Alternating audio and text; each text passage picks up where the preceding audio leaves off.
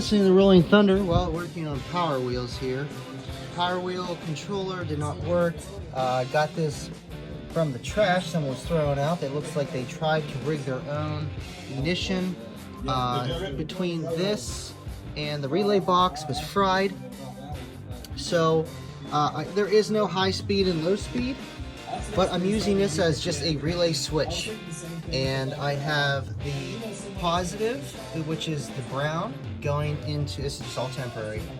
I have no idea what I'm doing. The brown here goes to the switch, and then the blue is positive and the yellow is negative. And as you can see, the yellow is negative, so it is grounded. But then this positive right here, if you would just tap this to there, it would always be on as long as the battery had power. But you don't want that. You want to be able to have a throttle. So if you just tap these together, and then as soon as you connect the circuit,